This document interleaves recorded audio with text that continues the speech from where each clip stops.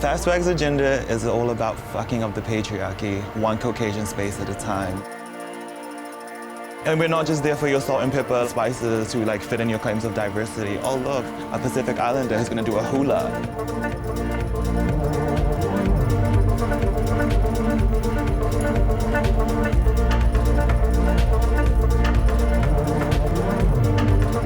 The reason why we're walking the tallest, the reason why we're the loudest is because we have to be. We want this authentic place to be our authentic selves. But you're in my space. You're in my house right now.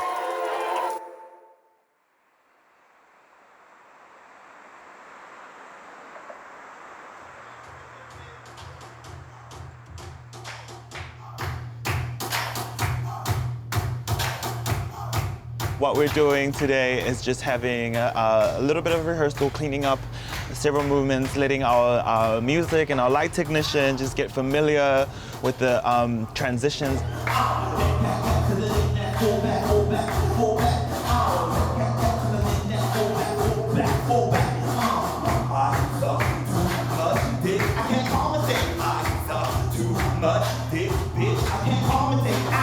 Film Slick runs from tomorrow all the way till Friday, and then we're gonna seal off this show with a massive Vogue ball. Growing up queer and trans in Auckland, it's not really the norm because there's a lot of cultural and church values that people try to impose on us. I feel like it's very specific to where you are in Auckland. Say if I were to walk through the CBD, I'll be called names in Tusere. Whereas like I feel like I'm more safe if I like wear this and I'm like walking say in Otara and Southside. The Vogue ballroom scene here started in the schools. Like it was all girl. It was like all the girls voguing behind the bins or on the field while the rugby boys were playing after sucking dick. Like,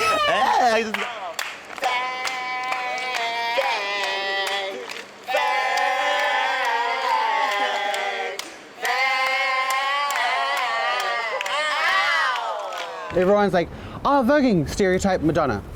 But Madonna didn't start it. And then second, it goes new way, when it's like more flexible and kind of got the bone-breaking stuff. Twigs. Yeah. And then when trans girls like, this is too hard for me. I don't like this. I don't want to do this. I'm femme, I'm beautiful. What we've kind of like done, we've taken inspiration from the Vogue scene, mainly from the new generation of Vogue femme, which is the style that this new generation is like eating alive. We know so many people that want to get involved in the scene, especially from Pacific people, but they don't live loud like us. So us doing it and breaking all of those stereotypes and stigmas and those barriers encourages young people to start flourishing in their authentic selves.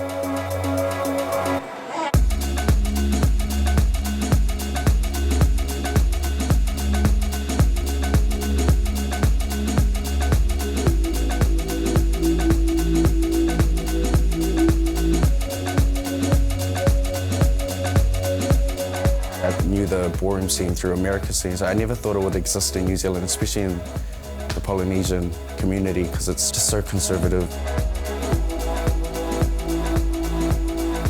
It was nice, you know, just for some group of kids to come out and say, I don't give a shit.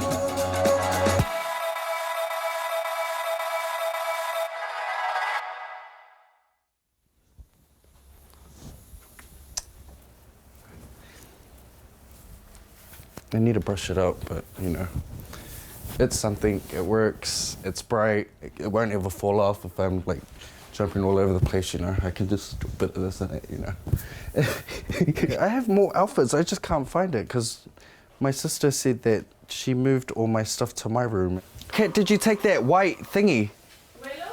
Yeah, did you take that white thing? I'm in the shower. Ah, it's to most Polynesian kids.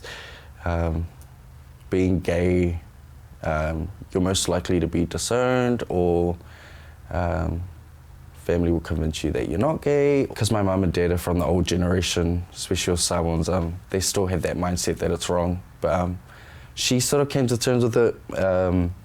My dad, though, probably still half, no, I would say He's probably still got 60% to go with me when it comes to that topic. I feel like he just keeps quiet about it now.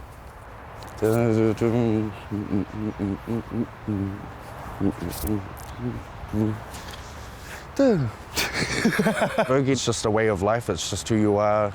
You're dancing to your life story.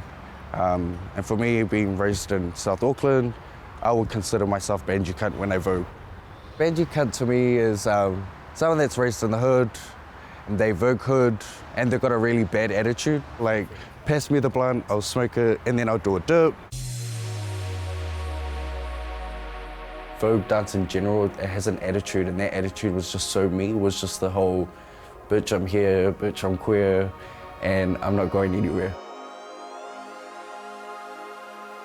I saw Fastwag advertising a ball in 2013. It was a risk for me to go in, but it was something that I wanted to do because it was something that made me happy, and it just looked like fun, and it's just the sort of people I needed in my life. America, they've been doing it for years. So what I would usually do is throw up a massive video of them dancing, and then I'll put the iPad down and I'll record myself dancing, and I would sort of compare it. Everyone in the Paris is Burning documentary had this bit of a lost soul but found through the ballroom scene. You know, like past lives, I just felt like I was there one time. Just all those people just seemed like they walked the same path as I did. I'll be honest, for the ball, I'm not gonna come out in like big feathers and whatnot, but people will be wowed by my performance.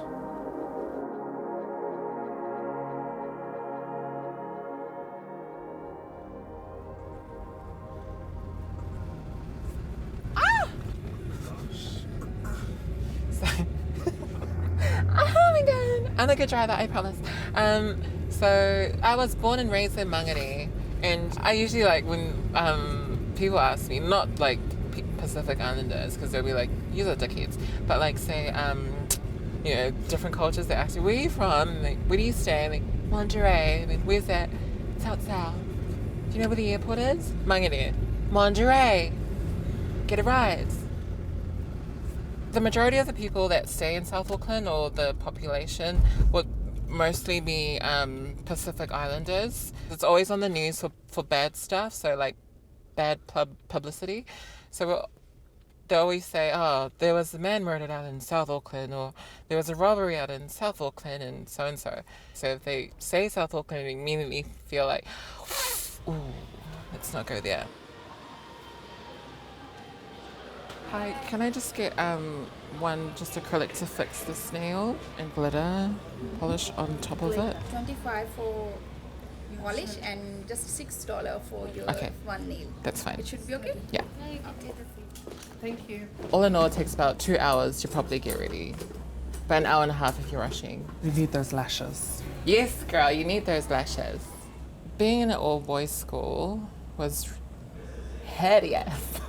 But it's kind of good in a way because we never would have met each other. So at first it was pretty hard, but then we all became friends with the boys as well. Yeah, they were okay, but then there were a lot who were just really rude. So they'd say rude remarks like, "Oh, can you suck me off?" and stuff like that.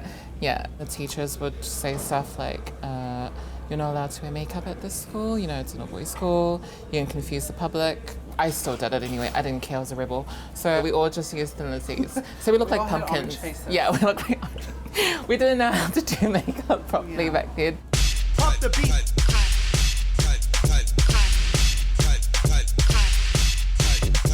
She was a role model for us T-girls because she's like very out there, she's very confident, and she doesn't take anyone's shit.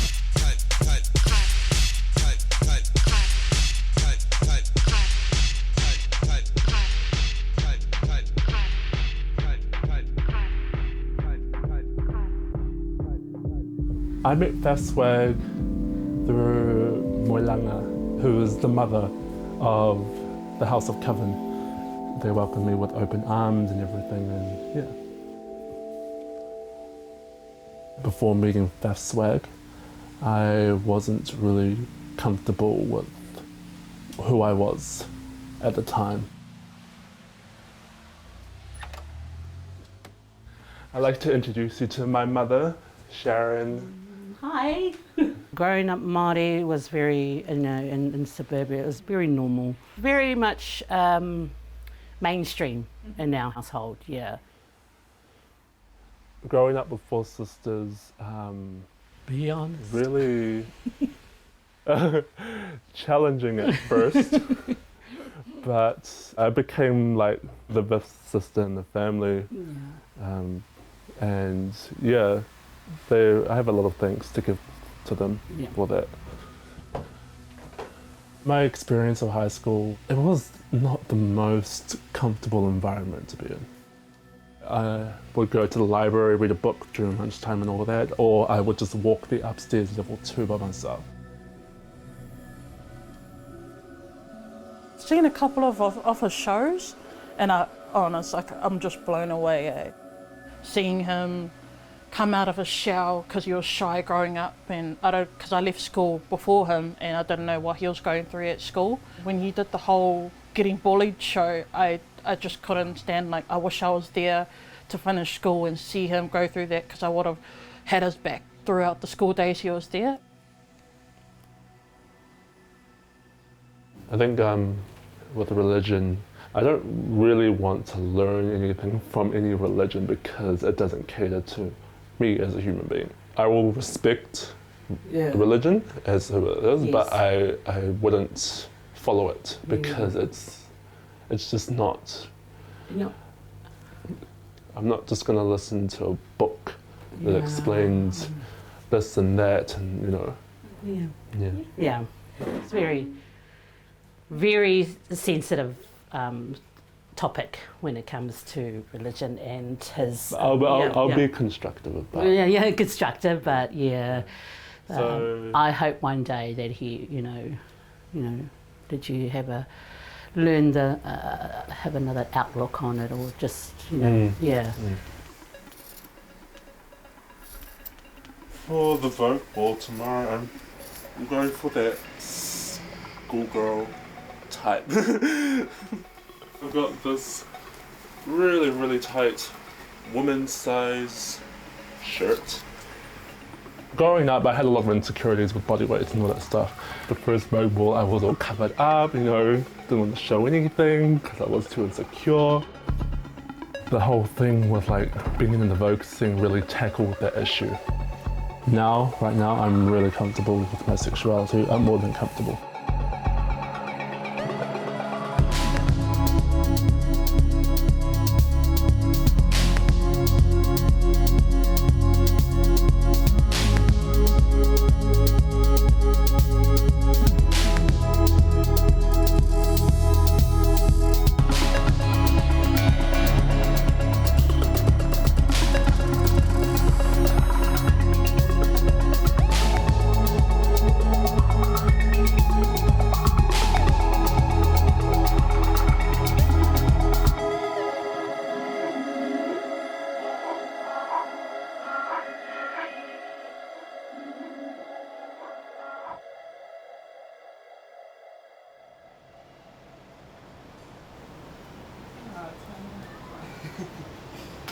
We always Vogue down here, and I always wonder what people think of us when they look into my apartment. I feel like sometimes they think it's a brothel because it's all these naked bodies everywhere. And they're like, fuck, that apartment's so fucking lit. Oh, it's my turn, it's 9:30, I have to go up. It's sort of like... Hey B, just woke up LMFAO. What time are you going to the ball? She's... 8. I'm really nervous for the Vogue ball today. Got a lot of competition, but I'm more happy to just be myself with my girls and just have a kiki with them and Vogue down. Why am I a mother? Can you explain mother? I'm like a non-official mother. Everyone kind of just titled me the mother of this scene. I've been watching a lot of the ballroom scene in America. So I base a lot of my information off that, of what I've seen. Now we've got our own scene here. It's slowly progressing. I mean, it's still a baby, but it's here. Every time I see someone new come out, yell and scream for them, give them big props, because, you know, it takes a lot of nerve to walk on the floor full of, like, you know, feisty bitches and be like, you know, here I am, this is me, and I'm gonna compete against the people that have been competing for years. When we first started, we first started, it was a mess. It was a You know, mess. like the last thing we want to do is be like, you just can't do it, because, you know, when we first started, it was a we mess. know how it feels. Yeah, it was a mess. Hey. Shitnet. I love looking weird. I love looking like a freak. I love people saying that I'm a freak. Long hair gives me so much power. Like, it gives me this feminine right to be total fucking bitch. When I'm with my girls, I feel so empowered. Like, I've got these bitches on my back, and like, we can just fuck up the world easy as fuck. When I'm by myself, I feel more vulnerable to be attacked, and like, it gets to me much easier. As a Pacific Island trans woman, I like to work out so that I can defend myself against like big boys, so they know that I'm not to be messed with. The incident that happened last year was at a club in Manukau. I was attacked by a group of bouncers. And we were just being funny, and I pulled my skirt up, and then I saw one of the bouncers coming towards me, and he collared me, and my auntie and the rest of my family saw it, so they came after me and they're like, "What are you doing?" She did nothing. I was being held by 2 bouncers, so I couldn't defend myself. And then I think one of them was probably a friend.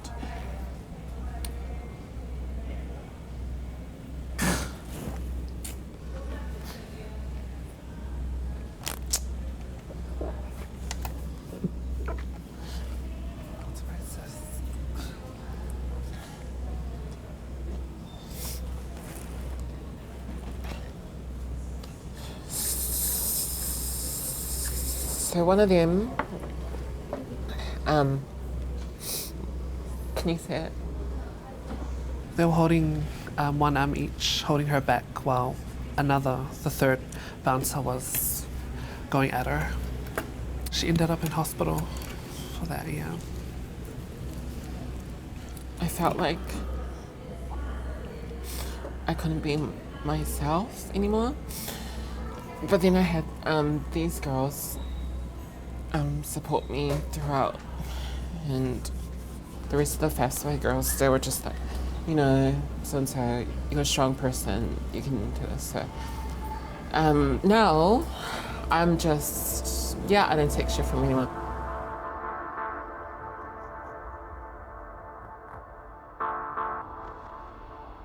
When Valencia comes out and she exudes her sexiness and her body, it's because she's worked for it. And when you can see it in how she lives for herself and how she's so confident and embodies her own body and owns it, I think that really reflects her as an individual, because, I mean, she did work hard for it.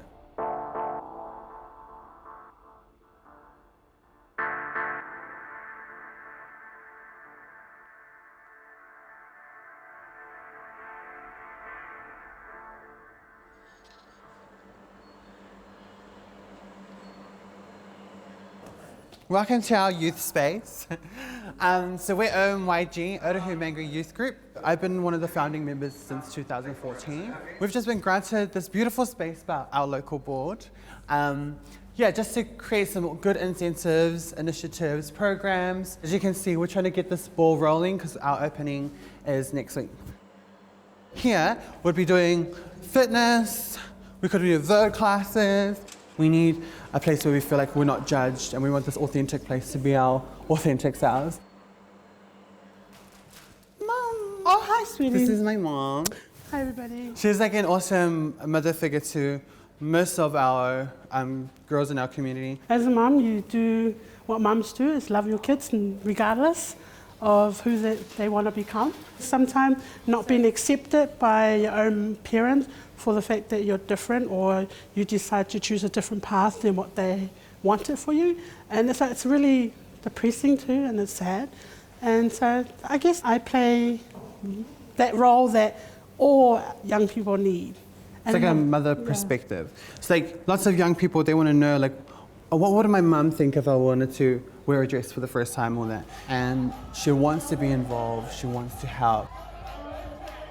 So the thing about the Vogue scene is that you only can be from 18 and up to attend. But we do have Vogue classes that young people attend, and this is what this facility is for.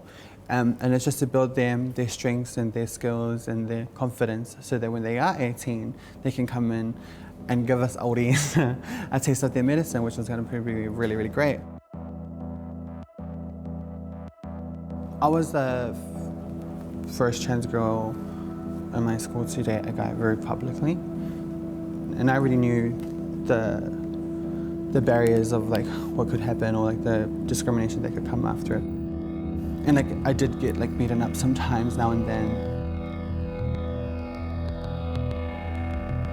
Like, do you get it? Do you understand that the reason why we're walking the tallest, the reason why we're the loudest is because we have to be? It is hard for mum to see them go through that, and they shouldn't have to.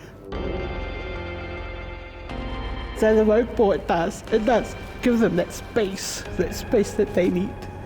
Everyone should be treated equally, and they shouldn't have to prove themselves. They shouldn't have to try and work twice as hard to be accepted in society. They should just be accepted. Everybody is entitled to their own space, you know? A space where, this is me, this is all of me. Take me as I am. And you're not alone. You're not alone. We're here too.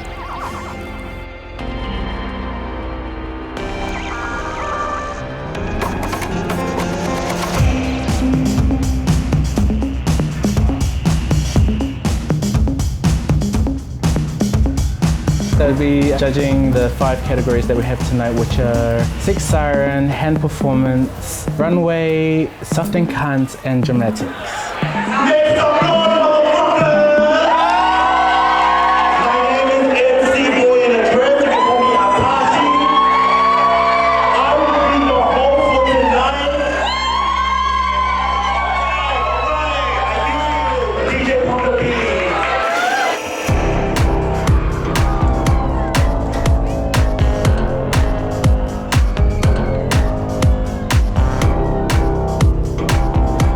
Nights for us are like the most important because we don't have to hold back, we don't have to hide, we can be whoever we want. Gays all over the fucking place, so you know, us faggots are out here. Fucking lit as fuck. What wows everyone is that someone can come out and they can fuck up the whole crowd, everyone's rooting for them, and then some bitch will come and ruin that.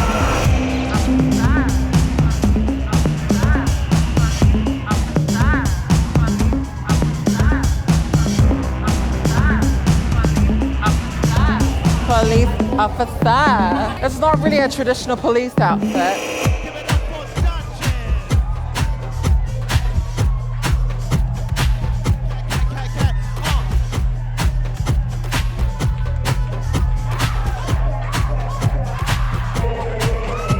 It's my girl. This is my first experience at the Swag Ball, and I just want to put myself out there. There's like a really large, overwhelming sense of welcomeness, which is like something I love. I live for it. This was my first walk. Everyone rooting you on and like motivating, it just makes me feel like, you know, sass it up.